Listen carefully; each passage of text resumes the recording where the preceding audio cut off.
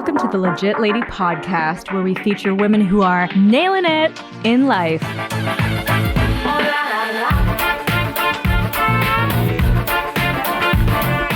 Hey, Legit Lady listeners. This is your host, Julie Federman, and welcome to the podcast where we feature impressive women to inspire the world. A lot has been happening here at the Legit Lady Podcast headquarters. Most notably, we've moved. So I actually moved houses, and that has been taking a lot of time and effort. I'd been in my previous place for almost a decade, and that is a lot of time for a lot of stuff to pile up. And I don't know if you've recently gone through a move, but my goodness, that is the big opportunity to show you exactly how much stuff you have and how much stuff you probably don't even need to have in your life. So it's been a good time to just get rid of a lot of things that you don't need anymore. But still, in true Legit Lady Podcast fashion, I want to call out all of the great supporters that have been sending lots of great notes and sharing our podcast all over the world and spreading our wonderful news and stories with the people that you love or don't love in your life. And a quick reminder, if you haven't done so already and you're listening to this podcast, please take 30 seconds out of your day to leave us a 5-star review with a quick sentence about your support for the Legit Lady Podcast on iTunes. And if you're not into Apple, then feel free to leave us a 5-star 1-sentence review on Stitcher. All of that helps boost us up in the podcast listings, and it helps other people find the podcast too. So I really would appreciate that. Take a couple seconds out of your day, and you would make mine even better. And the other piece of support, if you have $1 or $2 or $3 to spare, then a great way of supporting the podcast is to take us out for a digital coffee or drink, or maybe a pastry or treat or something. Since it's getting colder out here, we need to put on our winter coats and hibernate, right? And the best way to do that is by leaving a quick tip in our online tip jar called Coffee or Ko-fi. And the way to get there is ko-fi.com/legitladypodcast. That's ko-fi.com/legitladypodcast. And I want to give a little bit of love to Brandy, who bought us a coffee or Ko-fi and said, "Keeping it legit," with a cute little smiley face. Thank you so much, Brandy. We really appreciate you, and we appreciate your support. So please keep the support coming, even if it's a quick email at legitladypodcast@gmail.com. We really appreciate it, and it helps keep us going. And if you have a legit lady in your life that you think should be a great guest on the podcast, we might go in more detail in another podcast and exactly what that looks like, but keep those referrals coming, and we answer every single one, so we really appreciate all of that coming through. For this week's guest, I'll ask, what do blockchain and cryptocurrency have in common? Now, this isn't a bad joke, like, why did the chicken cross the road? But the answer is they can both be incredibly confusing and maybe even scary for people who haven't had a chance to learn about them before. Our guest is a strong thought leader in this space, and she sheds light on how these means of digital currency are actually strengthening economic opportunity across the world. She's the Senior Vice President of Global Partnerships at Shyft Network. Please give a warm welcome to Suzanne Ennis.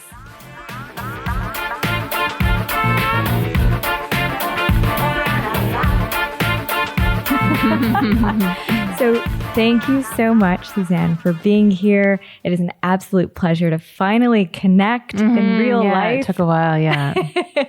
So it's great. That's life. Well, welcome officially to the Legit Lady podcast. Thank you. I'm very excited to be here. Yay. I can tell in your voice. You're like, I'm very excited to be here. It's like I'm like on the brink of a heat stroke. It's the heat. It's not you. It's the heat. I'm very happy to be here. I know. Anyone who knows who lives in Canada or on the East Coast and not in Florida, you know that summertime is just tremendously surprising for us. Every single year, we're like, oh, it's so hot. Yeah. Great. Well, we are looking forward to getting to know you through 10 major questions and certainly going to be throwing in a whole bunch of cryptocurrency related questions as well, since what you do, like you were talking about before we hit play, is constantly evolving and changing. And it's pretty darn exciting and quite confusing, actually, for a lot of people who aren't involved in that whole world. Yeah, no, it's pretty wild. And, you know, as I just mentioned to you when we were offline, there are days when I feel like I don't even know what the hell is going on. And I've been in the industry for a while and I'm like really in the industry and it's constantly changing. But again, that's one of the best things about it. So yeah, looking forward to getting into it. That's humbling. It's better than feeling like you're plateaued in your work. No, yeah. I like perpetually feel like I'm the dumbest person in the room, which is a good thing because there's like constant learning daily. So yeah. That's awesome. Well, without further ado, let's dive in head first with question 1, which is, what advice would you give to your teenage self? So this was an interesting question because I actually struggled at first to think of just one piece of advice because there's quite a few things I would say to like young Suze. Number 1 would be sort of the adage, measure once. Is it measure once, cut twice, or measure twice, cut once? Yep, the second one for sure. Yeah, so it's measure twice, cut once is the advice that I would give to teenage Susie, because I was never someone who had the patience to read the fine print or read the rule book. And I there is a very large part of me, and what I would credit to a lot of my success is that I do think rules are meant to be bent. I do think rules, not necessarily meant to be broken, but I'd say meant to be bent. And growing up though, I never really took the time to read the fine print in a lot of things to do with life. And I actually wish I had, because I probably would have saved a lot of time. You know, even the other day, I guess I could say I haven't really changed. You know, I'm on this like big quest to like really get into making sourdough bread. Like I don't cook, that's not for me, but sourdough bread, I've got a friend who's like a sourdough sacred guru guy. Anyways, he got me into the idea of like cooking your own sourdough bread. But even the first time I tried to cook that loaf, I effed it up because I didn't read the ingredients properly. I forgot about the yeast. And yeah, I think I could have saved a lot of time in my youth if I had taken the time to slow down, learn the rules at work, learn just the rules in general, and then bend them and then break them instead of sort of going at it my own way and having to kind of learn the hard way, if that makes any sense. Yeah, that certainly does. And I'm smiling because I work in technology, which is I would say similar, but a slightly different version of where you operate in today. And it feels like very often I have to fully embrace challenging those rules and those structures because those rules and structures only take you so far. And at the pace of which things can change in certain industries, they become archaic really quickly. For sure. I'm curious, at what point, or give us an example of a time in your youth where you really had that realization of, no, I really wish I read that fine print. Because where my mind went was, and I don't know if anyone else listening had this experience, but there was almost this joke test that we had a couple of times in elementary school just to reinforce this lesson, where they gave us like 100 multiple choice questions or 100 random questions. And some of them were really like fake, like write down your favorite this, where do you grow up to here? And, you know, it was just this whole wild goose chase. And I think it was the first question, or the first part of the instruction said, read all of the questions before answering anything at the top. Yeah. So read everything first. And so most people were, you know, I would say more type A, and everyone just like filled in this entire ridiculous wild goose chase test. Right. And then at the end, the teacher says, hey, who actually read the instructions. And it was a tiny percentage of the class just smiling because they didn't have to fill in all of these random questions because they read the instruction. Excuse me. Yeah, so they read the instructions.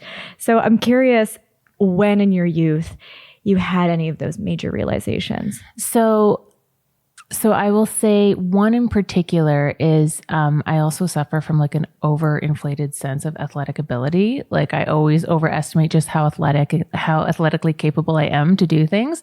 So when I was about 22 or maybe a bit younger, maybe 21, I decided to do a half Ironman.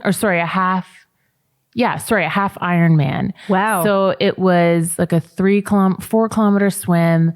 And then I think it was like a 42 kilometer bike ride and then a 21 kilometer run. And oh my gosh. Obviously did no research on how to do this. I don't even think I got in a pool. I just thought, like whatever, I'm pretty fit. Like I got this. So didn't do any research at all. Show up on race day. Didn't know that you were supposed to have a giant wetsuit. Didn't know that you were supposed to have a certain type of like race day bike. And effectively was like an epic fail of a half Ironman. Like I'm talking like I was literally being like trampled to death during the swim by people who were honestly like barking like seals, like in their wetsuits, because everyone, obviously it's a half Ironman. So people were pretty, serious and had been training for years or at least a year.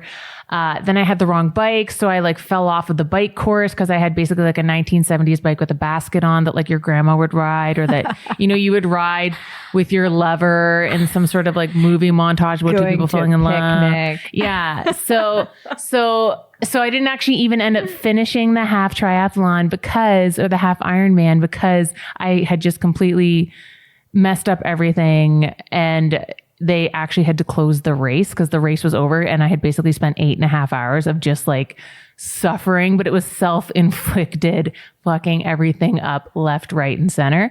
So excuse my French. I don't know if we're allowed to swear on this podcast. Yeah, you're totally allowed to swear. Yeah. So that's just like one example of many where if I had done the research, if I had read the rules, if I had read sort of even just recommendations and then put my own twist on it, I probably could have, number one, finished the half Ironman and like had like a taste of glory instead of just epic failure. So yeah, that's sort of one example that definitely comes to mind.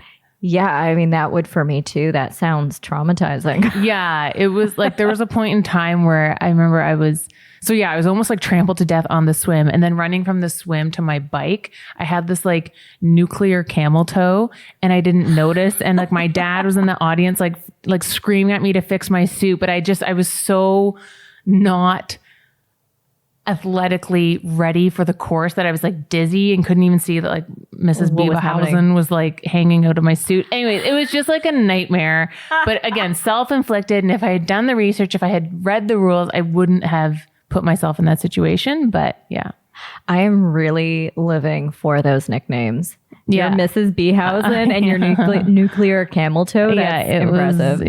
So anyways. Mortifying. Yeah. Oh gosh. Well, look at you now. You are a stunning success in cryptocurrency land. Help us understand that journey of how you even got into that space. So my background is actually in finance and capital markets. I grew up with two parents who were heavily in the finance scene. They were both portfolio managers. And so I guess, I just sort of fell into it. Like I was just grew up in the finance scene, parents talking about stocks and markets and everything growing up. And so I started in capital markets, but then I got to a point where I remember I was like 31 and it was Monday morning at 9:15. And I actually was Googling like signs you hate your job. Like, cause every day I would be like exhausted by Monday morning at 9:30, super understimulated.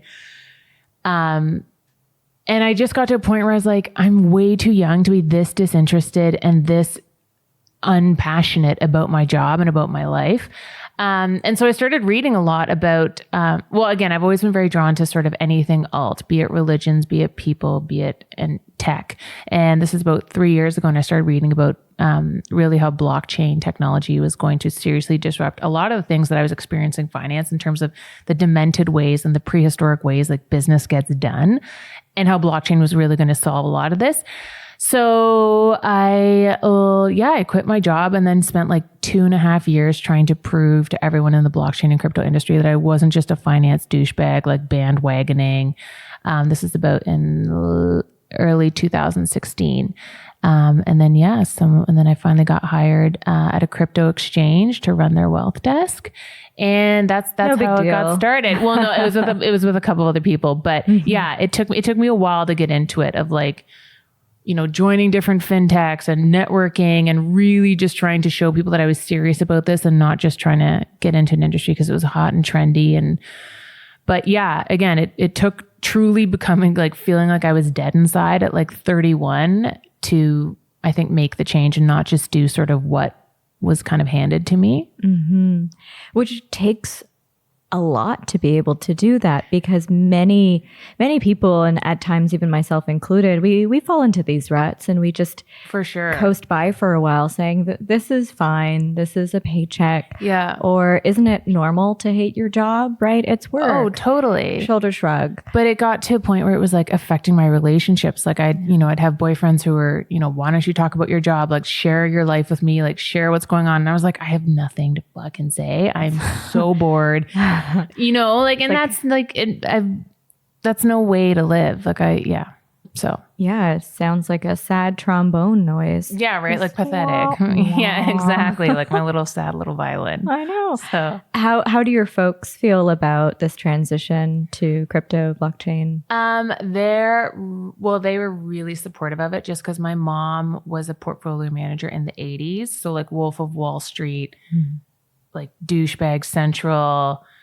So she really, I think, hated me getting into the industry in the first place, because I think she saw a lot of she did experience firsthand a lot of sort of the male chauvinism and the lack of depth that a lot of different sides of the industry have. And I'm not saying that that's everyone in capital markets or that that's all capital markets is about, but there's a lot of lack of depth there and sort of purpose, at least in my experience, and in my mother's experience. So, and don't get me wrong, she was able to retire very early because of some of the success she had on Bay Street. But, so yeah, she was both my parents were very supportive of me, doing something that was a bit more soul fulfilling and less sort of numbers and profits and how do I hose this person to get this deal done and that sort of thing. It seems like your mom was a badass. Yeah, she was. She really sort of has this like Mary Poppins vibe to her. But then when you like get her talking about some of the things she's done, it's like, yeah, she's pretty good. She tends to just float in on an umbrella and everything. Yeah, exactly. And like spoonful of sugar, and then realize she's like, yeah, done some crazy shit. Oh man. Well, this actually leads me to one of my several additional questions. Considering you mentioned it, talking about that capital markets, financial services industry being very traditionally male oriented. Yeah. How have you, because you said you felt this way, maybe every once in a while, how have you felt marginalized? So I have to say, like I grew up with a lot of boys like my dad is one of my best friends.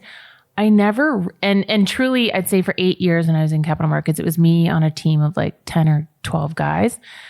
And I never really noticed that I was the only chick, or female, whatever. Just because I think I was so used to not looking at men as potential boyfriends just from growing up. Like my dad made me do judo for 15 years, so I truly, I didn't find it that difficult until, there were a couple of events that did happen while I was feeling sort of already kind of exiting in my mind, wanting to be in that industry, that definitely made me realize that, wow, there are still some sort of processes or sort of some paradigms that exist. So like, I remember there was this golf tournament and it was for a client and in a territory that wasn't mine. It was someone else's. And this guy was like, you got to come with me. You got to come with me. Like this client basically being like, this client just got divorced and he like really wants to bang you. And I was like, no. Wow. Like, and he was like, we've got this big deal. Like it'll be part of building rapport, this, that, and the other. And I was like, no, forget it. That guy's gross and / no. But then I'd say a week later, I got pulled into a meeting with my boss. So also my colleague's boss. And he basically said that, you know, I wasn't being a team player. I should have gone to the golf tournament. And again, that sort of struck with me. I was like, wow, that's really weird. You effectively wanted me to sort of like give the illusion of like whoring myself out. Like, no, that's not. And then there was another time where, you know, we had a client and he like, him and I bonded over, we both loved this certain author. And he, you know, was insisting, you know, let me give you the book. Like, we'll meet up. I'll give you the book. So I ended up going out and just buying the book myself. And again, I got pulled into a room again by my boss. And he was saying, you know, why didn't you just let him give you the book? Like, that's part of building rapport. And I'm like, because I would have had to go for drinks with him. I would have then had to like have a fucking lunch or like a dinner or something like that. And like Indigo was right there. Like, I'm just going to buy it. So just little things like that started happening where I started to realize like, wow, okay, this is not, it's just not what I wanted. Like, I just felt like I was sort of being unfairly, like things I was being asked to do, things that really were beyond my comfort zone that I don't think that obviously a male, I don't think would have been asked to do. So, again, that wasn't my like that didn't incentivize me to leave the industry, but for sure that like, yeah, I would say definitely there were women who I was treated a bit differently in some ways, for sure. Yeah, that's awful. It's just, yeah, it was a bit whack, but I will say that I also don't agree with women that spend a little too much time talking about being a woman. Like, I think there's ways to exert influence and make change that doesn't have to be about like ringing a bell, being like, I am female, hear me roar. Like Sheryl Sandberg and the CEO of Pepsi. Sorry, I'm going on a bit of a tangent, but go for it. Sheryl Sandberg and the CEO of Pepsi, who's an Indian woman, both say the same thing. Like, instead of talking so much about being a woman in the workforce, like just do your job and do your job really fucking well. And like, be the smartest person in the room and the funniest person in the room. And there is a part of me that very much also does agree with that as well. Yeah. You know what? I see a lot of parallels even in, say, leaders and leadership. Yeah. Great leaders do not go around saying, look at me, I'm an awesome leader and look at me leading. Yeah. They just are, and they exert that influence. That's and they inspire others. That's a very good example. Yeah. So I don't disagree with what you're sharing. And it's just annoying that this bizarre double standard, even now in 2019, is still very much a thing, and especially in some of these industries. So that's why I was curious to hear about it. Yeah. You know what I will say, though? One of the things, and I always say this when people ask me about what it's like working in blockchain and crypto, I find it is one of the most inclusive fucking industries and verticals I have ever, and like worlds that I've ever experienced in my life. And sometimes I wonder if it's because the technology basically comes from sort of like the bowels and the dark sides of the internet. And so you have these people who have been playing in the blockchain crypto scene from long before when it got popular. And oftentimes those people were gamers or like really fucking nerdy, like just, you know, the type of people who spend their time like playing in alternate universes where there's like warlords and warlocks and like the love of your life is a lizard with tits or like a demogorgon. And the reason why I say that I see how that's manifested into the industry now is that, for example, my CTO is a transgender. And one of my favorite fucking things I've ever experienced so far working in this industry is that no one talked about it. No one fucking talked about it. It wasn't until 8 months of working there that I found out she was transgender. And I was like, this is amazing. No one talks about it. It's not a thing.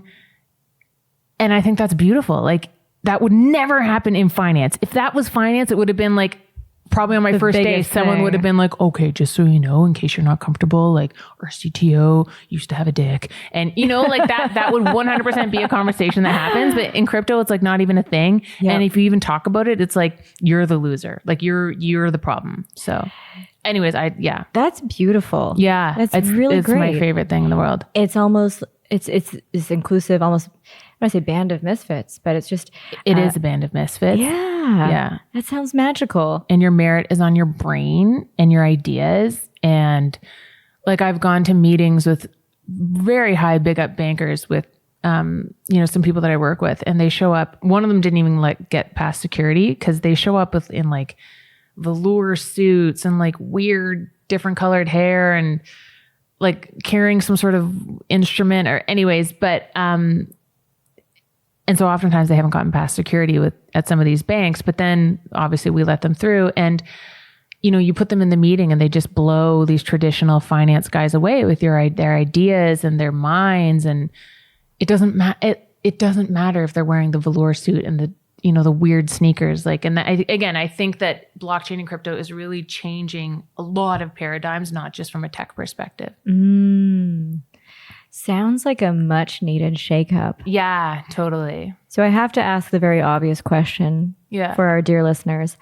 Can you describe at a high level or define at a high level cryptocurrency and blockchain? Yeah, for sure. So half the people are scratching their heads. They're like, what is she talking about? Yeah, I know. I would say, so blockchain,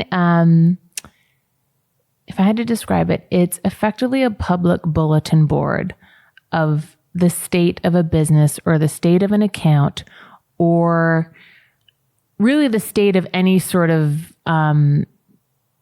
thing that you want to look at. But I guess the point is that the blockchain is a public bulletin board, and no one can change that public bulletin board unless everyone that's looking at that bulletin board agrees that change should happen.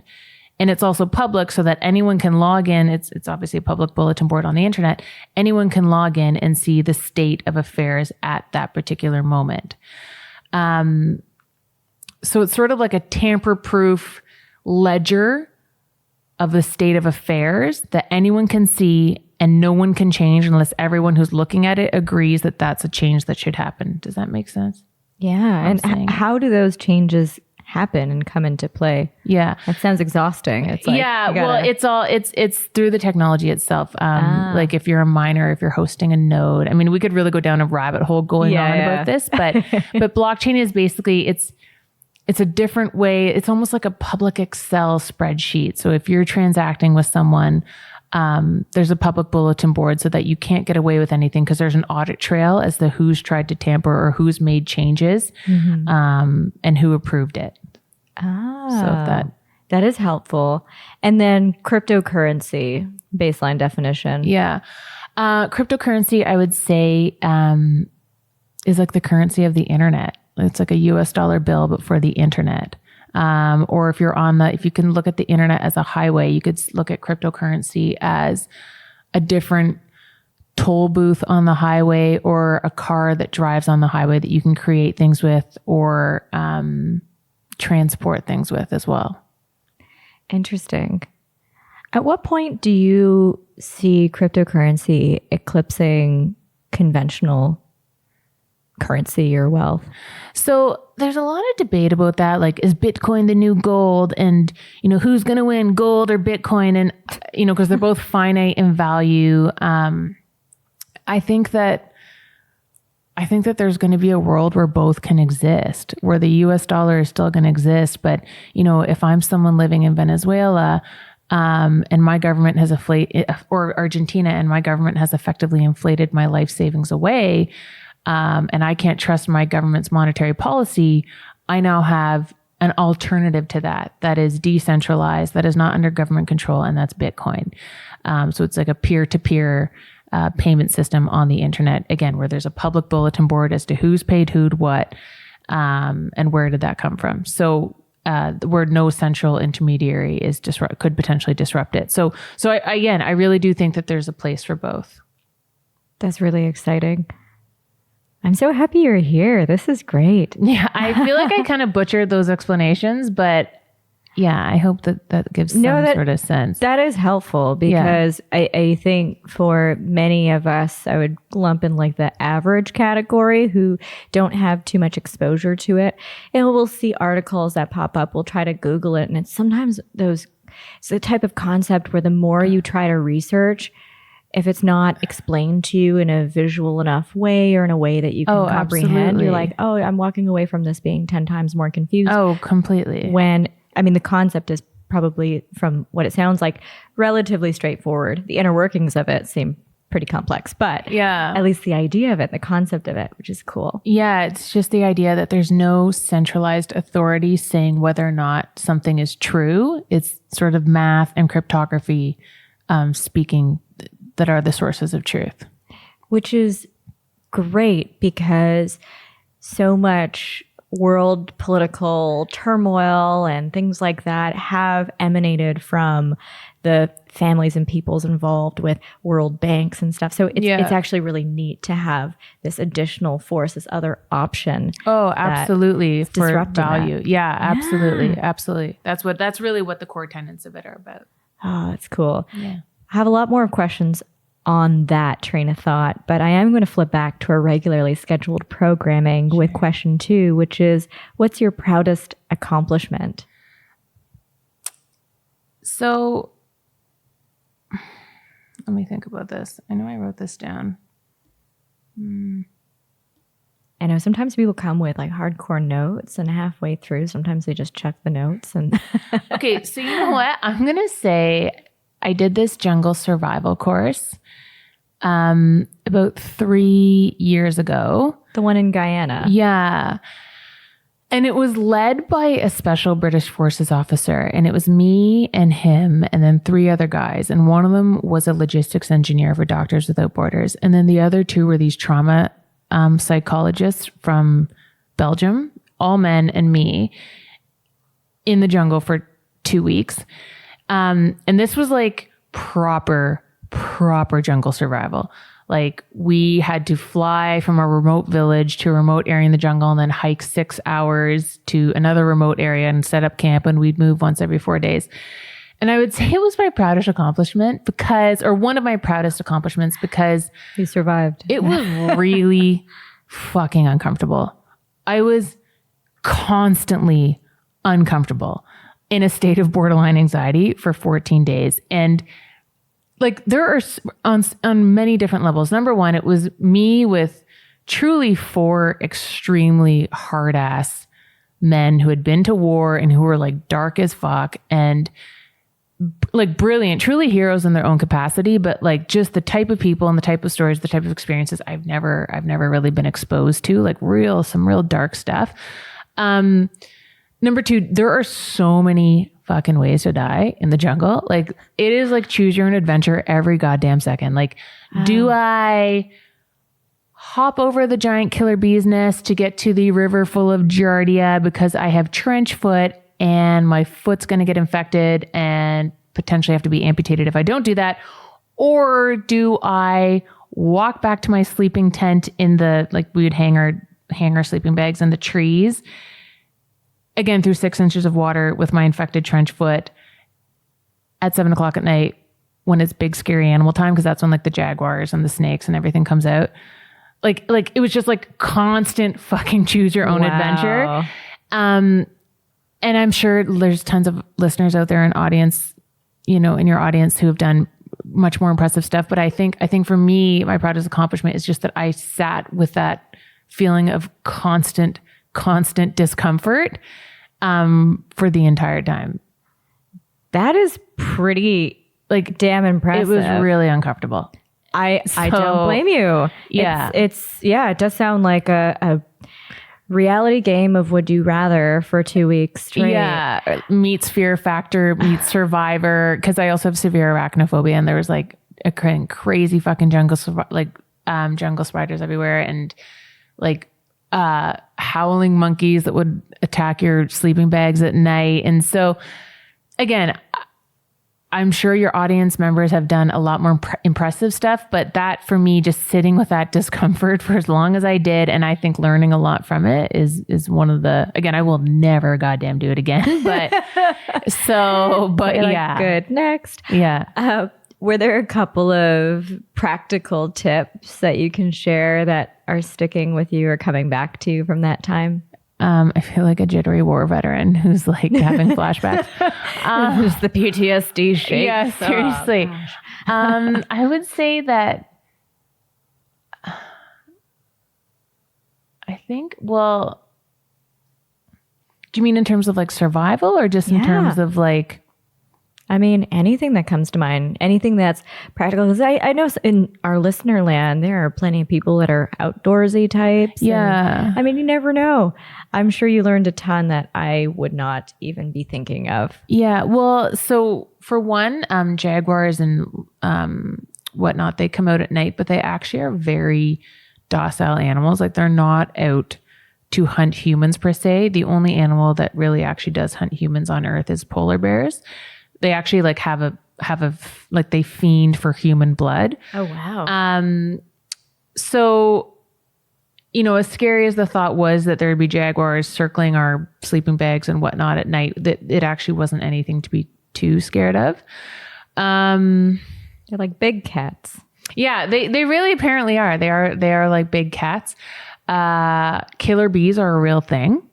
And I think from what I remember hearing is because again, we kept having a couple of campsites where there were giant killer bee nests. They were actually invented by humans. Killer bees, as some in the 50s, some sort of experiment went wrong between a scientist trying to cross-pollinate a regular bee, I think, with a different type of species, and it effectively created these these killer bees. And then another thing I learned is that one of the most poisonous stings on the planet is a bullet ant. And again, those were also nests of them everywhere in the jungle. They're about it's on my Instagram. They're about 4 inches long, and they have the most powerful sting in the animal kingdom. So if you get stung by a bullet ant, you're fucked, for at least 12 hours. Wow. It causes full body seizures and pain. So yeah, look out for bullet ants. Jaguars are nice. Don't try and pet them, but they're nice. And killer bees, are a man-made sort of cross-pollination fucking with nature.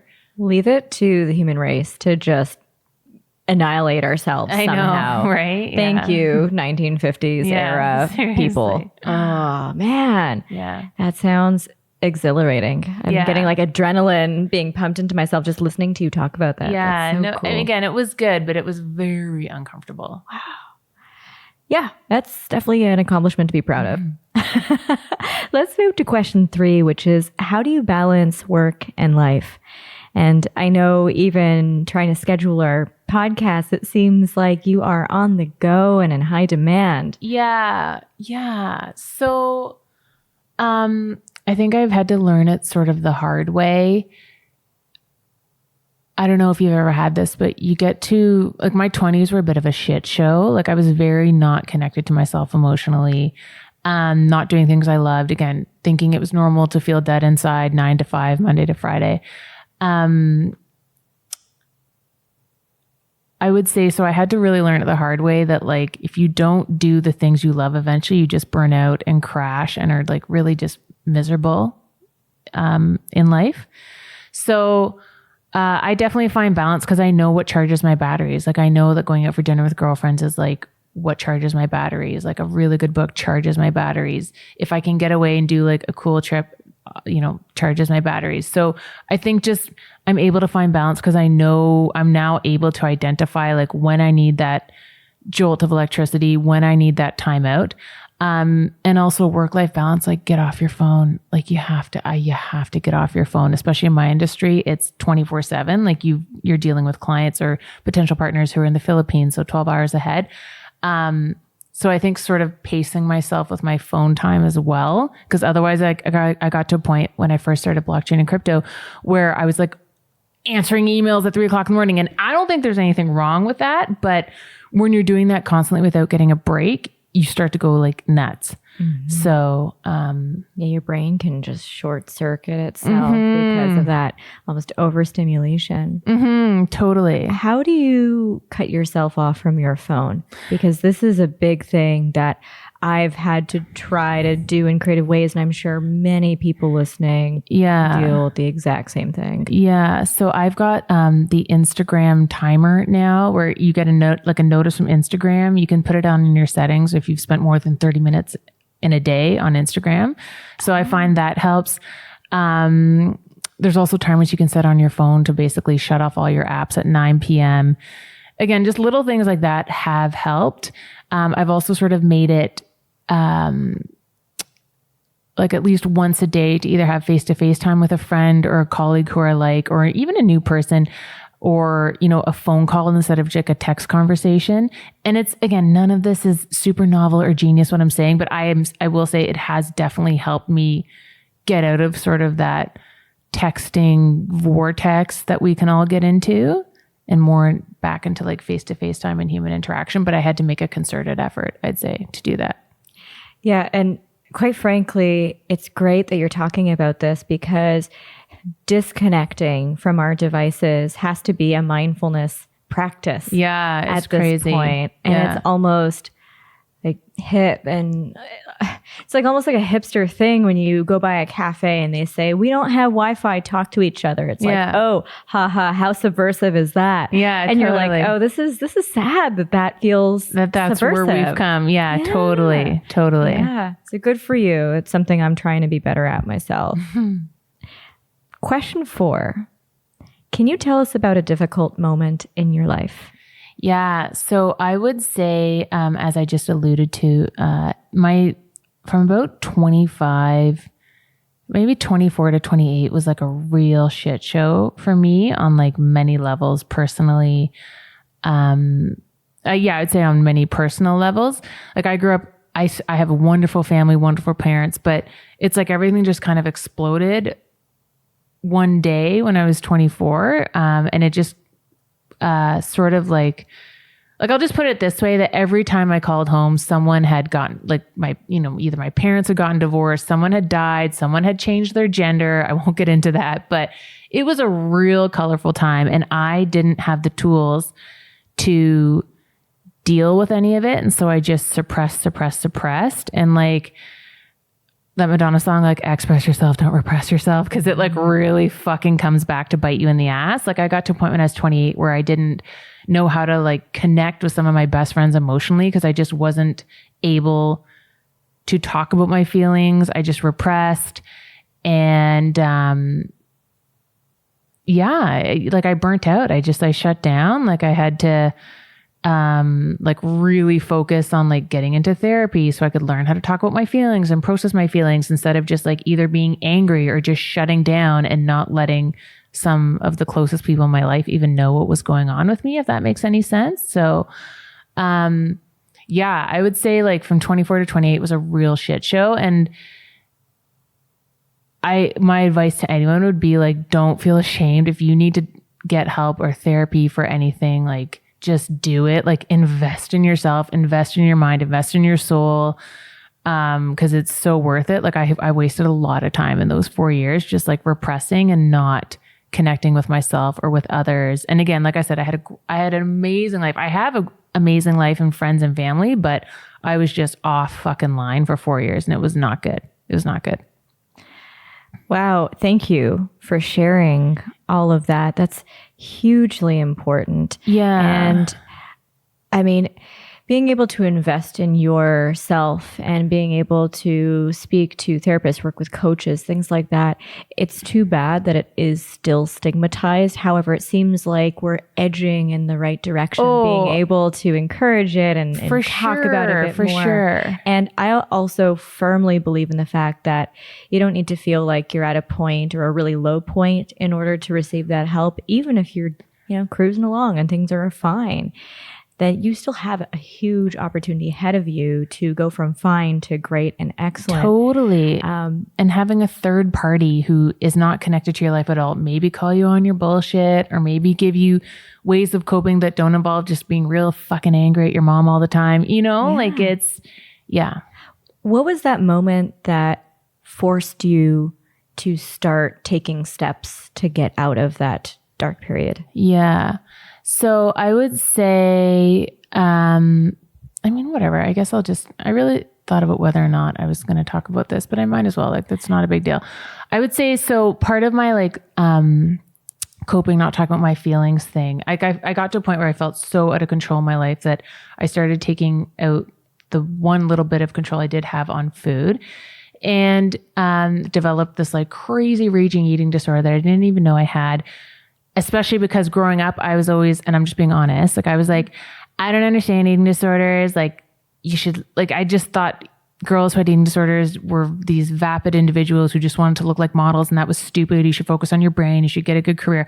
I'm just being honest. I'm not saying I think that now, but no, but point that's is totally valid. I think a lot of people empathize with that when they are disassociated from that in action. Yeah. And so I just got to a point where everything in my life was so out of control. And then I found that the only thing I could control was like whether or not there are fucking carrots on my plate. But I didn't even know I had a problem until literally I had 4 of my best friends and my parents and my cousin, like they were literally staged an intervention being like, oh, wow. And it wasn't because I had like gotten so skinny. It was because like I couldn't talk. Like I was so angry. I was still a very good friend to people, but like I couldn't talk about my shit. I was like constantly lying because these cycles of not wanting to show up to dinner because there'd be food there. And then I couldn't control what was going on in my surroundings. And like, I couldn't hold a relationship because it's like when you can't be honest with yourself in your life, you can't be honest with other people. And it just all came to a head. And then, yeah, they basically just had an intervention with me. And, you know, it definitely was a wake up call that I was like, oh, okay. Like I have a problem. Like here are 9 very rational people who are telling me I have a fucking problem. Like it's time to listen. So, yeah. So then that started my road of like actually taking therapy seriously, of actually getting into meditation and spirituality and like realizing that I didn't just want to be this hardened, angry chick or control obsessed. Yeah. I'm smiling because you are so lucky to have those people in your life. For sure. That is for sure. And many people listening have certainly and are probably going through varying and different periods of that type of challenging road. And I'm so happy for you that you were able to have people in your life to help you come to that realization and help you now and continue make the impressive impact that you are doing. Yeah.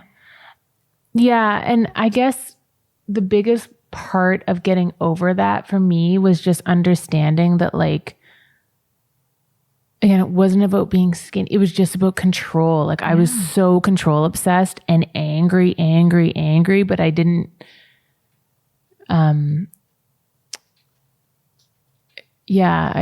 didn't know how to deal with anger in a very healthy way. And so it definitely helped me do that. That's awesome. And yeah, it's very normal. And especially for many people who, as an example, have experienced some degree of trauma, that desire for control is sort of a defense mechanism.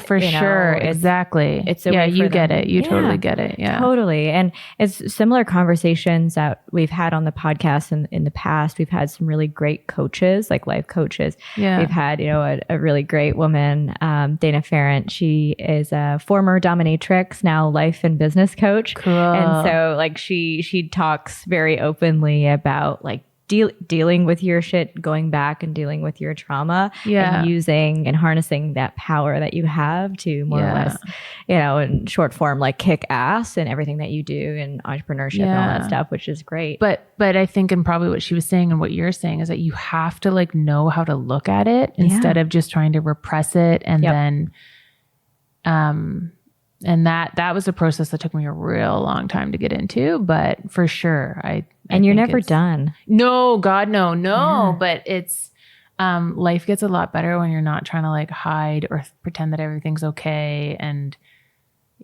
so. That's it. Mm-hmm. Being human and being real are so important. And I can't speak for other companies or things like that. It seems like it's now the quote unquote trend, and some of the companies that, I operate in and I'm, affiliated with, it's like, oh yeah, we have to be vulnerable. But sometimes I've even seen that vulnerability, in fact, be inauthentic. Oh my God. It's like the forced sharing. And I'm like, no, you're missing the point. But that's who I was for like most of my 20s, at the expense of my ability to have like a serious romantic relationship. Cause I like, again, if you can't connect with yourself, like you can't connect with someone else, because people can smell a phony, right? And I was going through the motions of vulnerability and authenticity, but I wasn't. I was totally bullshitting even myself. So what are you doing now? Like getting out of that really challenging, like I would say like the apex of that challenging mountain. Yeah. And hopefully that's not something that you have to revisit. Mm-hmm. What are you doing now to keep things in check and perspective? What are some practices or things that you do? Well, I hate to be cliche and say meditation, but honestly, Deepak is my boy, Eckhart Tolle. Every morning I try and read these quotes from Deepak and Eckhart Tolle. I'd say on even things like getting into an industry and taking risks and being in a place where I actually am excited about my life and my job helps as well. But for sure, meditation, I've always been pretty spiritual, but meditation quotes, I mean, like I have sort of anchoring statements on my mirror about what I want in life, creative visualization for sure. I mean, I'd say taking 5 to 10 minutes a day to think about what the next year looks like, what the next 5 years look like what you really want is another thing I do quite a bit. I journal.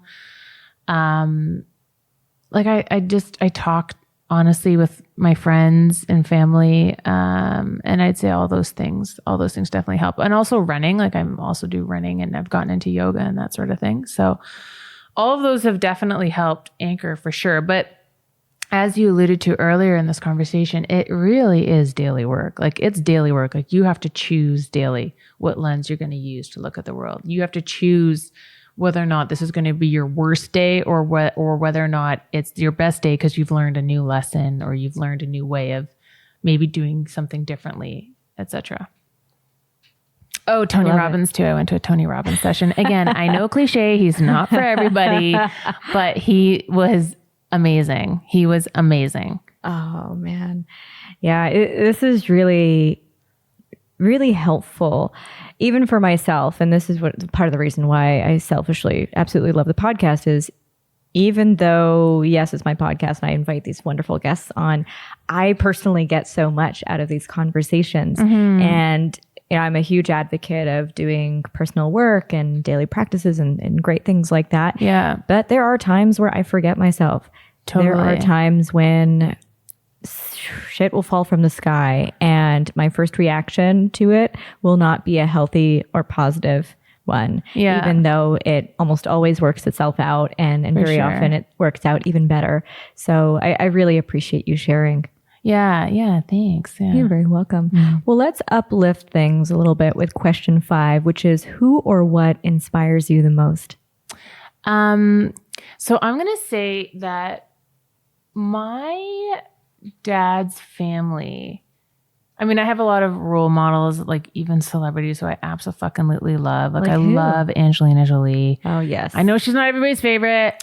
I love her. I love her. Adopting like a bunch of kids from different countries all over the world. She's a UN ambassador. She's a fucking babe.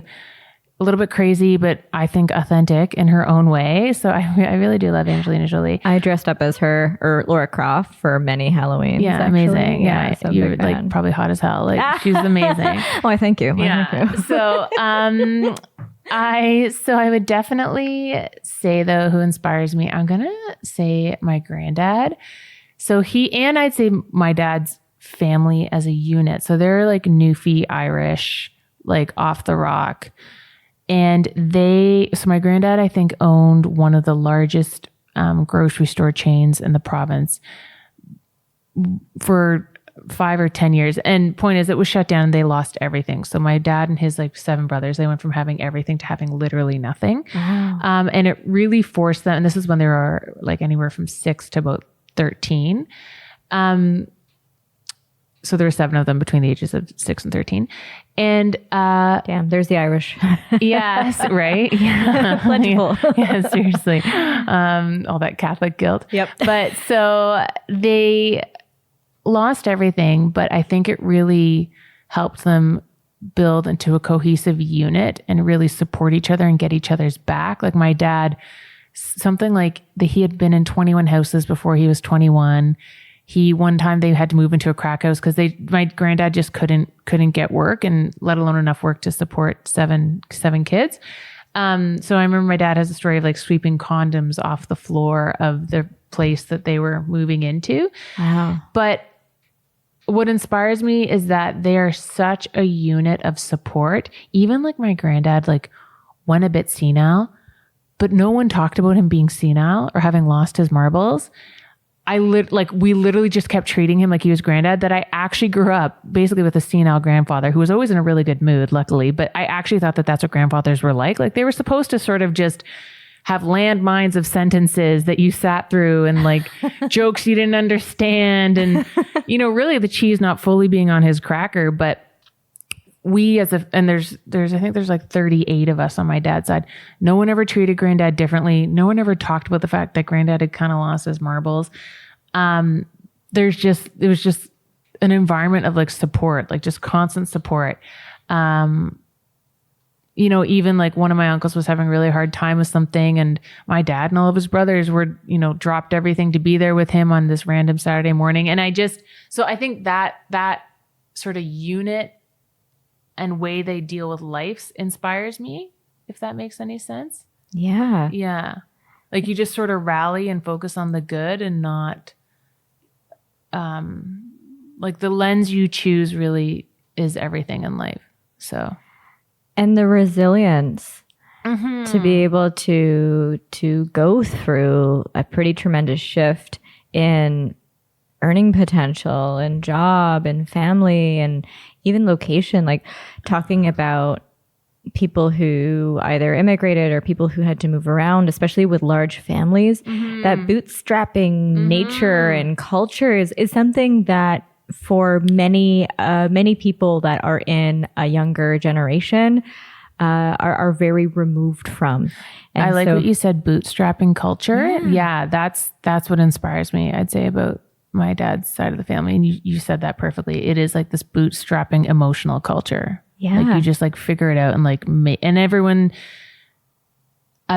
they've really instilled the value of like finding humor in this situation instead of like feeling sorry for yourself. So yeah, that I think really has inspired me in a lot of ways. Yeah. And also just having the numbers of people to rally around you, talking about us being kind of siloed and stuck to our phone and not investing the time in true and authentic relationships. Face-to-face time. Yeah. It feels like this is a bit of a theme. Totally. So yeah. It's an important reminder, especially for anyone who hasn't been doing that. They've been pushing it to the side because they're focused too much on other things. That's a touching, real life moment. Yeah. You need to bring back in. Those are the types of things that when you are at the end of your life, you know, hopefully we all get there, right? Yeah. When you think back on the things that you regret, it's like not investing enough in the people who you truly want to invest in. Yeah, for sure. Amazing. That's awesome. Sounds like your family was super great. Is super great. Yeah, I'm lucky. Yeah. All right. Let's move to question 6, which is, what is the most adventurous thing you have ever done? And as I was doing research on you, aside from this jungle survival course you did, you seem to have lots of adventurous interests. You do cool things. Yeah. I'm sorry. I mean, there's lots of people who do like interesting stuff. I wouldn't say mine are in particularly that crazy. But they're super cool. Yeah. No, I mean, I do. Again, I like to, I think that the real growth happens when you're doing the heavy lifting and the uncomfortable stuff. And again, I don't know, I don't need to sound cliche, but I do think that life begins outside of your comfort zone. I really do. My motto is get uncomfortable. Yeah. Right. Like I totally agree with that. So for sure, like I worked on a shark research boat, in South Africa for a little bit, volunteered there. And that was interesting because I had an extreme fear of sharks and I just generally hate the fucking water. So I thought, you know, why not really sort of get up and close with them and like see what that's like. And really, sharks are not aggressive animals. Like being on a shark boat with sharks all around you is kind of like hanging out at the water cooler at work. Like they literally just sort of mill about.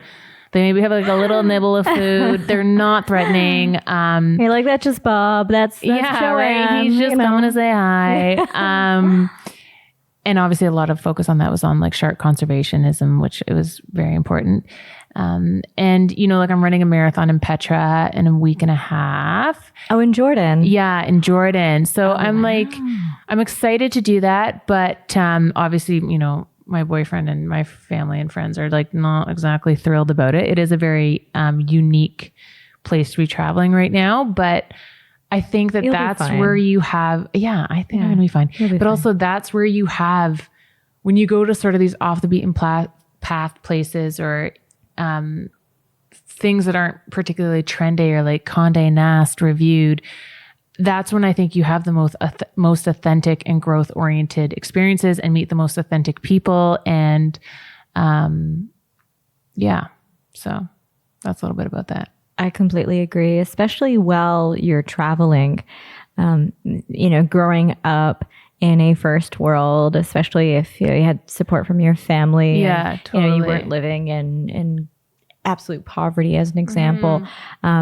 It is the most transformational opportunity for sure when you are elsewhere. And then when you're being served with all sorts of fun curveballs. Yeah. Like I remember when I was in Thailand with my best friend, we had all sorts of hilarious misadventures. For sure. Of everything that happened and didn't happen, and all of the missed connections. We were stuck on a boat in a storm and missed all of our flights. And we end up, you know, going to some random podunk hotel in this tiny town that I couldn't even tell you the name of for the life of me. Right. And that's like living. You know? Like it was probably like one of the most fun, random, unplanned experiences. Absolutely. Yeah. And I mean, you know, looking back on it now, you're like, that was a fun memory. But in the moment, you're like, this is awful. I don't even know if we're going to make it out of here alive, to your point earlier. So that is super cool. And I'm so excited for your Petra trip. Yeah. It's also, I'll say, so I did an ultra marathon in Greenland.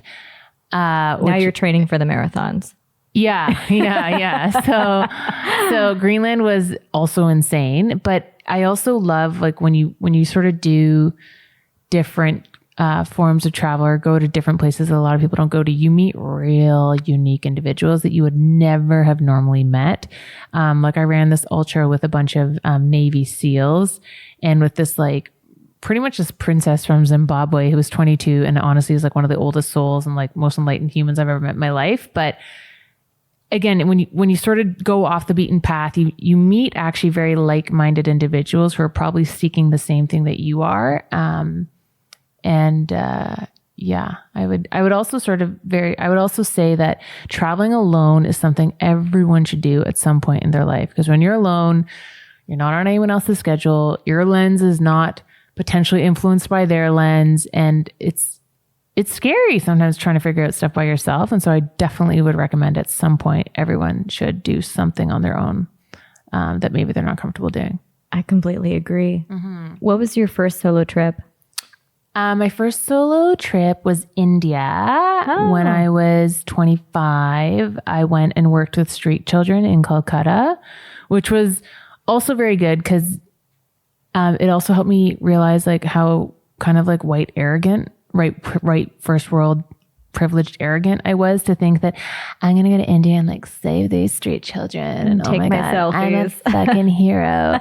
So you're an arrogant white person who thinks that they can change the world with their big thoughts and privileged positions. And but again, it was a great experience. It was a great experience. I loved India. India is very raw and very unforgiving for its beauty and its ugly, ugly truth.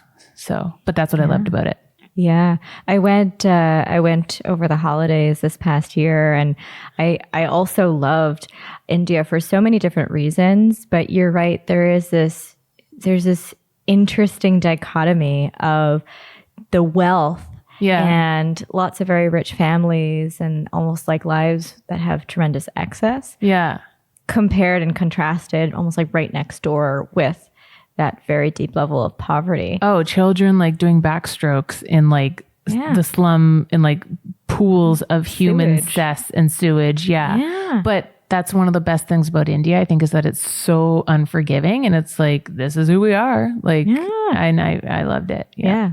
And then the amazing people that you meet, to your point. Do you keep in touch with any of the people that you meet along these adventures? Greenland, I do. Because again, they were all very extreme and very successful individuals, whose sort of outlook on life just really resonate with me. Like, they're all still doing crazy shit and athletic stuff. And one of them just won an Oscar, I think, for directing a movie that's on Netflix. I don't think I'm allowed to say his name, but wow. Yeah, I'm very grateful for like the people that I meet who sort of seek the same things I do in terms of personal growth on some of these trips.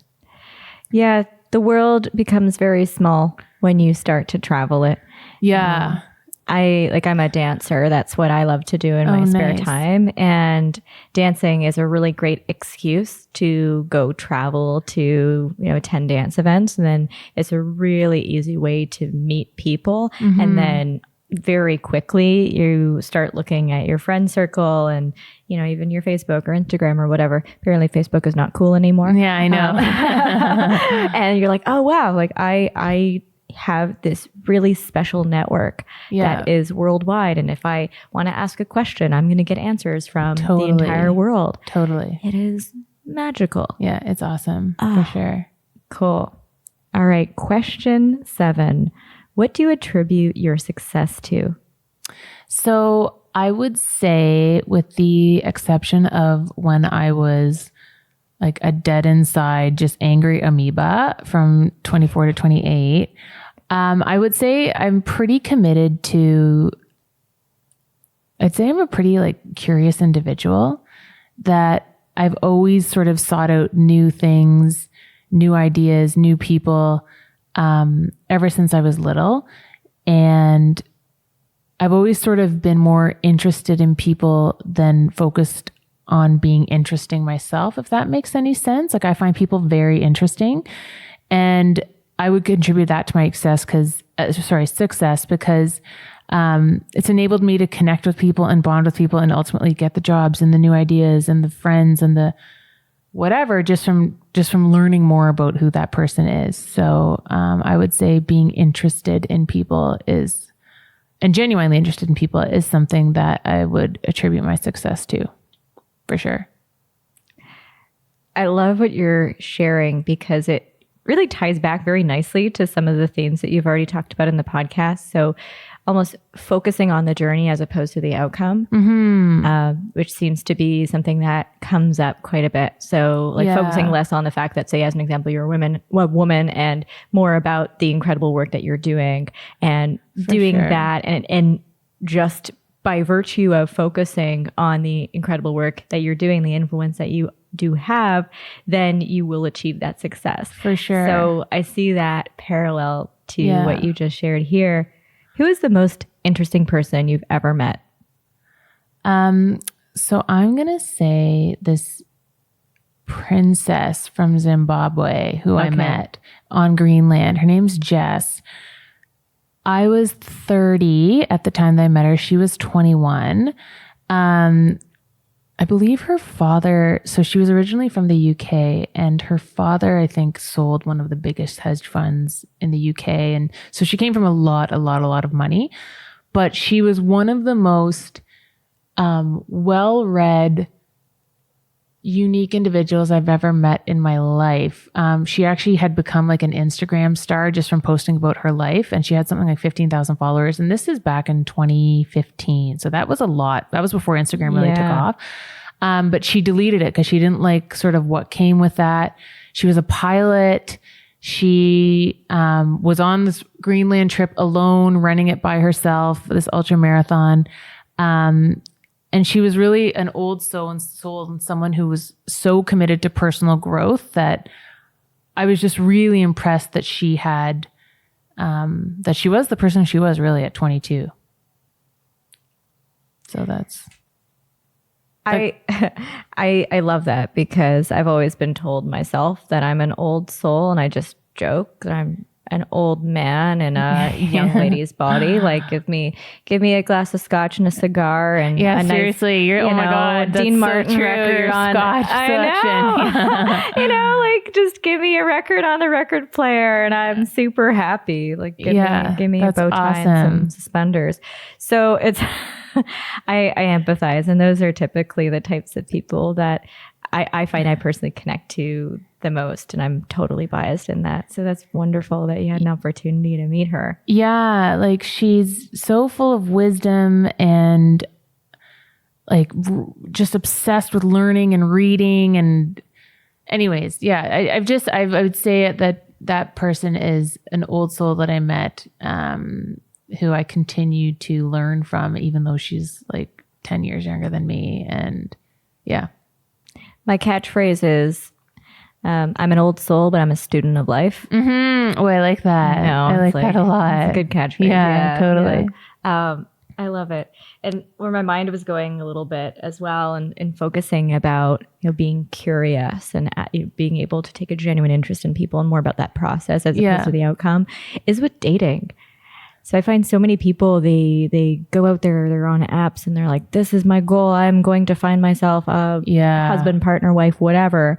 And they're so fixated on that outcome that they almost totally disregard the process of getting to know that person and being able to go on that journey together. It's this totally, like or letting moments play out organically. Yeah, I know exactly what you're saying about you meet those people who are like, I need to be married by 30, pregnant by 32, 2.5 kids by 35. And again, maybe that works for some people, but I'm 35 and I have friends now who are going through their first divorce, is because they had that mentality of, I have to find the guy by 26. We need to have done this, this, that, and the other by 30. And now they're in their mid 30s and realize that they're not in love. They don't know themselves. They've changed and didn't even have the tools, because they hadn't focused on making the tools together as a couple to weather change together or to talk about change. And yeah, now they're ultimately getting sort of the reverse of what they wanted, which is divorce and drama and that sort of thing. But, and they're surprised by that. Shocked. Like, oh no. Shocked. Yeah. And again, I'm sure I have to work on myself daily as well. But I think that, with dating, a lot of people get trapped in what it should look like and what it should feel like, instead of actually like what they want or what the true connection is. So you're totally right. What kind of role do you play in your friendships? Meaning, as an example, if you see that friend of yours in that, oh, I need to do this by this time in my life, this by this time in my life, and you just see them kind of going off and you're like, what are you doing? Because you have gone through elements of this in your time. Are you the type of person, do you try to speak up or do you push back on them? Do you challenge them? No, I'm blunt AF. Like I am so blunt. Good. Almost to a fault. Like definitely, I wouldn't say I have any super sensitive friends, because like, or at least I think my friends are very understanding that what I say comes from a good place in terms of wanting the best for them. But yeah, I'm blunt as hell. And it definitely has gotten me into trouble before. But I think that I'm pretty confident in saying whatever it is that I say, because nothing I ever say is coming from a place of like not wanting the best for someone. Yeah. That's another thing I really learned in my like super dark 24 to 28 was, the more time you spend like judging and analyzing someone else's behavior is the more, is like one less minute that you're taking away from focusing on yourself. It's like one less minute that you're taking away from focusing on like the abundance and creativity that is available to you from the universe and in nature, and just, that you can find within yourself. So, I'm blunt as hell, but I think that what drives me is that I know I'm saying it from a good place and not from a place of jealousy or ego or just like pure judgment. So, but yeah, my friends would definitely say I'm blunt as hell, but I'm very supportive. I will pick up the phone at 2:00 in the morning if you need to cry about your ex fucking not liking your new boyfriend and causing hell and that sort of thing. You sound like the type of perfect friend that everyone needs to have in their lives. Definitely not perfect, but yeah, I will pick up the phone, but I'll be like blunt as fuck. So, no, but it's good. But those are the elements that you want, because we've gotten very, many of us have told ourselves that we should just be surrounded by people who almost tell us what we want to hear, as opposed to what we need to hear. Oh, totally. And that's a problem. But it's also reciprocal. Like, I don't think I would never want a friend to just tell me bullshit to my face about shit that I needed to focus on. Like, like I expect that sort of blunt, candid feedback in return as well. Like, I very much value that. So it's 100% reciprocal. Like, yeah. Good point. Yeah. Yeah. Cool. Well, what I'm going to do is I'm going to go back to some of the cryptocurrency questions. Sure. Yeah. Because it's so interesting. And I was actually curious, and I'm heavily biased because this is a podcast produced out of Toronto in Canada. Where does Canada rank in cryptocurrency activity or market share compared to the rest of the world? So that's a really interesting question. So South Korea, actually 33% of the population either holds cryptocurrency, uses cryptocurrency. And a lot of that has to do with the fact that South Korea in general is just sort of has like a very strong technology gaming culture. Like, it's not uncommon for an 80-year-old woman to have a crypto wallet and to be, to know how to navigate cryptocurrency and use it and whatnot.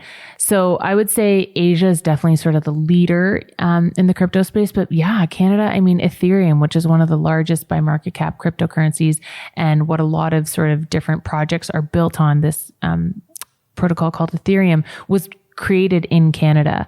One of the reasons why, though, I don't think Canada is particularly a leader, I would say, on the global stage, is from a regulation perspective. We haven't really figured it out yet. So it's not very palatable yet for people to set up crypto companies and blockchain companies in Canada. Like Malta, Bermuda, Estonia, Jersey Islands have much more lax, like Switzerland, much more lax laws and regulations that incentivize businesses to sort of go there. But yeah, Canada, we founded one of the biggest, most influential, biggest impact of cryptos in the industry. We just weren't able to sort of keep those projects here because of our regulators. So fair enough. I guess it's a dual-edged sword. It's like, don't want to go too far off the deep end. And in fact, it actually lends itself well to another question I had, which was, are you concerned about the illicit application for cryptocurrency? As an example, using it for stuff that might be on like the dark web or things like drugs or whatever. So it's so funny because Bitcoin is actually cryptos are actually quite traceable. Like, there actually is an audit trail, because you have to remember that open source projects, so like Bitcoin, Ethereum, and like pretty much most of these cryptocurrencies, there is a public bulletin board. So you actually can follow trails of who transacted what at what time. And yes, sometimes it's into sort of anonymous receivers and senders, but it is actually much more auditable in a lot of ways than the US dollar. But for sure, I mean, there's a couple of cryptos like Zcash and Monero that are specifically privacy focused. And I know some of the major exchanges, I believe it was Coinbase, just unlisted this one crypto, Zcash, just because they weren't able to justify to regulators the ability for people to transact with it, because it was so privacy based. You really couldn't get a sense as to who had done what using this particular crypto. Oh, wow. So I guess, sorry, that was a long-winded answer, but I guess what I would say is, I think that there's a lot more noise about it being dark web related than is actually the truth about how these protocols work. That there are ways to audit. There are a lot of companies that are figuring out how to audit, how to trace. So it's not as sort of dark web, drug and gang focused as I think the media would have a lot of people believe. Yeah, it's probably coming from the same people who don't have as great an understanding of it. Exactly. They're and like, just want to sensationalize some parts, but not the whole, without understanding the whole of what this sort of technology is about. And it sounds like, because I would have thought that some of the companies, as an example, that are trying to regulate it might not be able to keep up at the rate at which it is evolving. So there would be a lot of loopholes and things like that, that quote unquote sketchy people could exploit.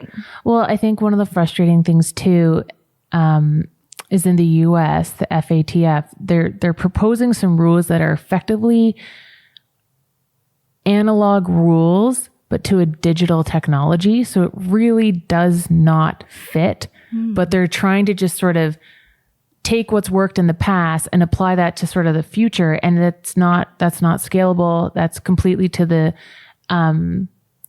detriment of what this technology can do and the benefits it can have if you're just sort of handcuffing it and trying to put it into like a horse and buggy and tell it that that's how it's supposed to drive on the road. Do you know what I mean? So, yeah. Just put that cryptocurrency in some pantaloons and a bonnet. Exactly. Yeah. Make it churn its own butter. And like, that's just not realistic. Do you know what I mean? Like it's not. Totally. Yeah.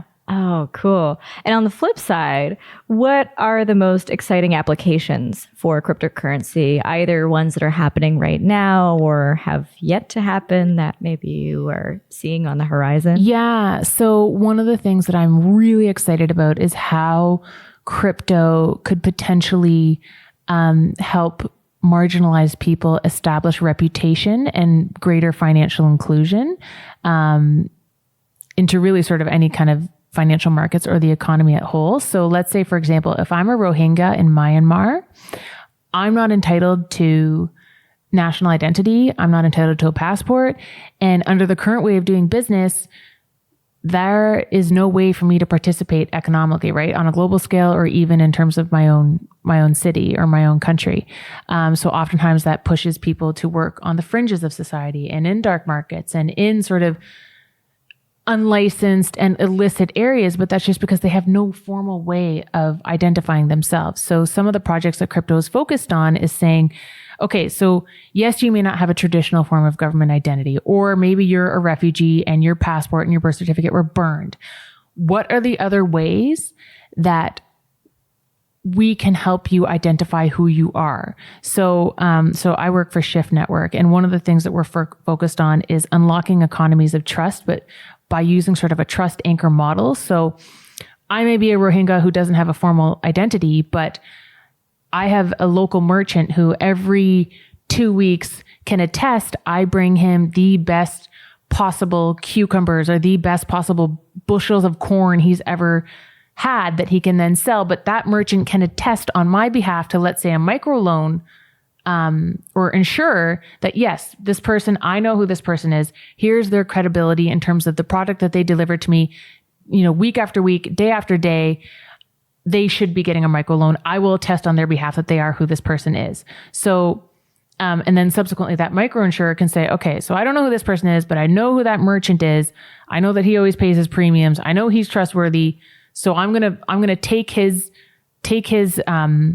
attestation, his vouch for this person and extend a loan. So that's, I don't know if I explained that sort of succinctly enough, but there's just, cryptocurrency is solving for a lot of the problems right now with respect to people who don't have formal identity, and providing avenues for more formal integration into the financial services system.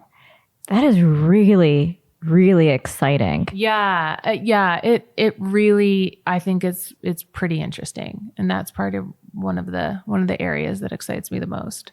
Yeah. Yeah. Because those populations represent more people than many of us could probably even think of or consider. So there's actually 1.7 billion people in the world who don't have formal identity.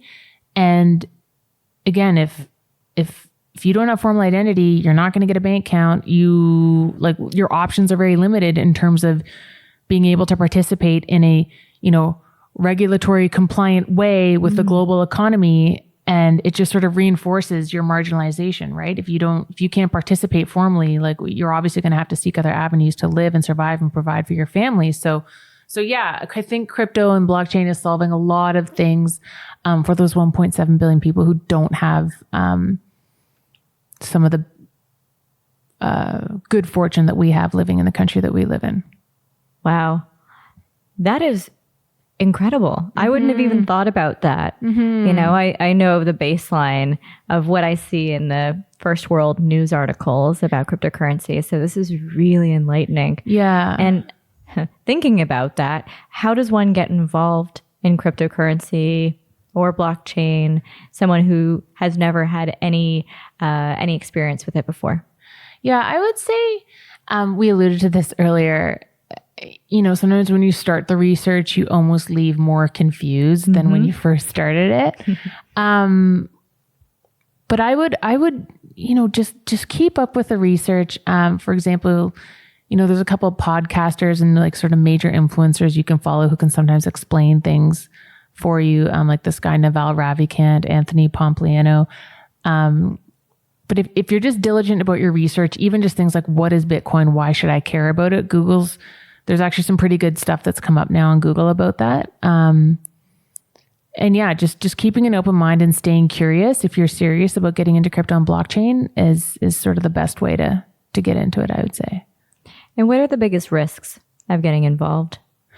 So I would definitely say personally, I had to learn the hard way. It's still very volatile, extremely volatile. So in 2017, I invested a pretty large sum into Bitcoin and Ethereum, and it immediately skyrocketed. Like I think $50,000 turned into $134,000 in 3 weeks. And I was like, oh my God, I'm genius. This is the best thing I've ever done in my life, blah, blah, blah, blah, blah.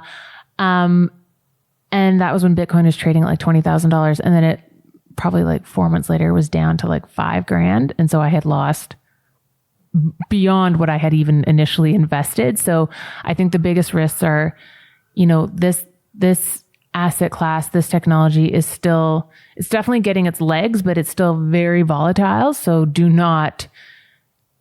I would not invest your life savings. Like if you're going to invest, if you're going to play in it, just make sure it's play money that you can afford to lose everything. Cause be it, you know, regulators not allowing you to trade it in your home country, or again, just the volatility of the asset class itself. Like you could lose literally everything overnight. It's still very volatile. So that's something to definitely be cognizant of, I think. Yeah. Oh, it's a very real risk. I mean, you know, people think about that in the stock market, but this seems to be an extra level more volatile considering where it's at. Yeah, absolutely. Yeah. All right. That's really helpful. I'm going to switch back to our official questions with question 8, which is what item or items could you never live without? Oh my God. My notes section in my phone. Like right now my phone is just completely whack and going haywire on me, and it's giving me like anxiety. I have to go get it fixed tomorrow. My notes section on my phone. That's where I write all my ideas, my goals, my dreams, my daily to-do list, people, you know, interesting notes from podcasts I've listened to, conversations I've had with friends or people, daily rituals I use to anchor my mindset to the right direction. So that I would say is sort of the most, I would really need my notes section in my phone. I really need that app on my phone, which is pathetic that I'm saying it's an app on a phone, but really, truly that's what I need. That's my most important sort of precious object to me. I mean, it's the digital notebook. It really is. And I mean, I see that you have an actual notebook here. I which do, is but great, this is just like inspiring pieces of news. Like I'm a big fan of Post-its and some to-do lists, but like the real,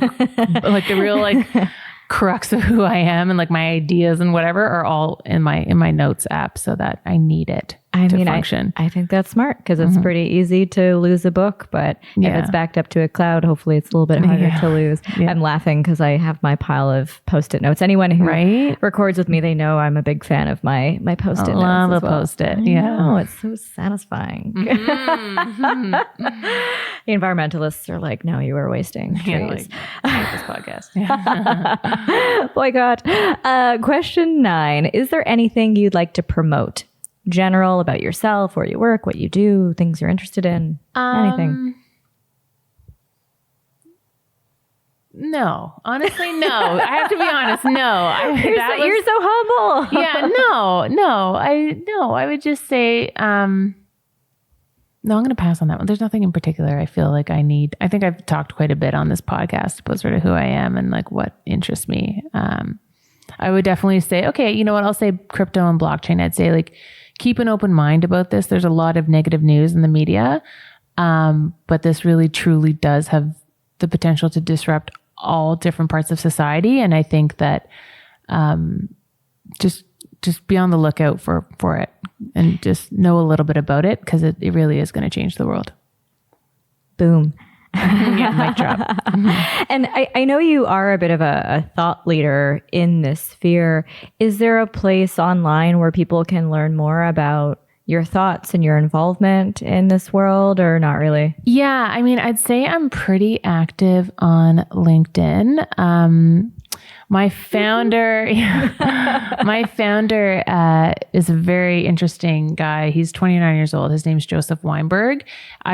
He's someone who I would definitely sort of look up and research some of the podcasts that he's done. He's a real alt thinker. One of the original gangsters who, sorry, not actual gangsters, but like OG, like he's an OG. People are clutching their pearls right now. Yeah, no, he's an OG in terms of he's been in the Bitcoin space since 2009, and he's done a lot of impressive things, I think, in terms of with the OECD and and FATF and just different governments around the world trying to help them build regulations and understand the benefits of this tech and what it means.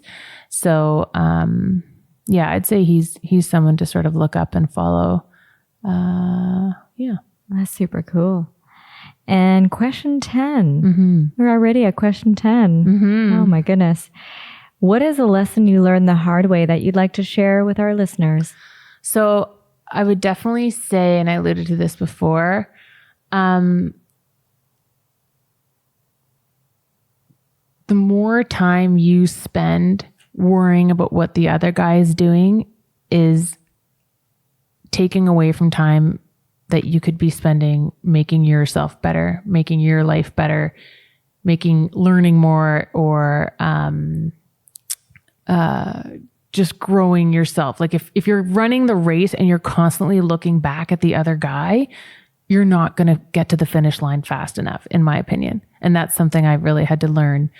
Again, more so in my dark period from 24 to 28, when I was just like so angry and judging and analyzing and this, that, and the other. Little did I know I was like regressing in my own life and in my own ability to look at my own shit. You know what I mean? Because I was so focused on other people. So yeah, I think that that's what I would leave, sort of stay open, stay curious, stay interested, and like, just stay focused on your race and your path, because you're going to fall off it if you're constantly looking at the other guy who's behind you. Mm-hmm. And as far as learning, aside from what might be super obvious, everything that's happening within your industry right now, is there anything else, any other spheres or themes or things like that you are hungry and learning right now, or anything that's been particularly enlightening to you lately? Oh, you mean in terms of like just what I'm really super interested in right now? Something that charges your batteries, to use your words. Yeah. I'm really interested in energy work. Oh. So not even just like chakra study and different energy parts in the body, but even like, I think it's Boggs-Higson theory, like string theory, about how we're all sort of energy in the way that two completely unrelated entities can actually work in sync and in harmony. So yeah, I'd say anything to do with sort of quantum physics or energy, be it spiritual or between two people or just literally in the physical and metaphysical world, is like very interesting to me right now. Wow. I also really appreciated your little wiggle when you said string theory. Yeah. You had like a little shimmy. I don't know how else to say. I know I'm butchering like the definition here, but it's basically like when one string like wiggles, or it's like another string or another entity can like emulate that behavior, and like how does that happen? How does that work? Yeah, energy work is very interesting to me. Or even just, like when you meet someone and there's something with their vibe you just like what is that? Like what is that you can pick up on, or that person's emanating? Like how does that work? What's the science behind that? Or what's the spiritual, what's the esoteric drivers behind that? That's something I'm very interested in right now, and I'm sort of doing a little bit more research on. Yeah, that's actually something I've never thought about consciously, but something that I've always thought I've excelled in personally is like you meet someone, you get that vibe or that energy, and you're like, I either really like this person and I gel with them, or there's something that's off. Totally. But like, what is that? And then how do you harness more of like being able to tune into that, but also being able to like provide that to situations and people you meet? Like, that's very interesting. That's true. Something I'm super interested in right now. Yeah, because some people call that intuition, and in other cases, what does that even mean? Yeah. Oh. Another thing, you just reminded me, another thing I'm really interested in right now is the brain gut connection, about how people, or research is coming out that, all sort of mental disorders, even Alzheimer's or depression or whatnot, actually starts in the gut, that your gut is actually like your second brain, and how something like 95% of serotonin is actually formulated in your gut and travels up to your brain via the vagus nerve, which is sort of like a highway between your brain and stomach. And I think just sort of looking at the repercussions of diet and what you put in your body, how that actually can affect mood and your brain and your ability to think certain ways, is another thing I'm really interested in. But yeah. You are an absolute incredible creature. I am so happy you came on the podcast. I mean, I'm so happy that you're doing this podcast. Like, I think it's important. We need, especially in Canada. I mean, I think there needs to be more people like you reaching out, doing research on people, and just getting conversations going. I don't think there's a lot of people doing what you're trying to do. Thank you. And that is really exciting. Thank you. Yeah, it's really good. Yeah. It's been an absolute pleasure and a delight. I have learned a ton from you. You've inspired me, and I'm going to ride that high as long as I can. Okay, great. Thank you so much. Okay, bye-bye. Thanks for listening, everyone. Find us on Facebook at Legit Lady Podcast. That's LEGITLADY Podcast. And on Instagram at Legit Lady Podcast. On Twitter at Legit Lady Pod. That's Legit Lady POD. And please rate and comment on iTunes and anywhere else you get your podcasts. If you love what you hear, share it broadly and proudly. Thanks, everyone.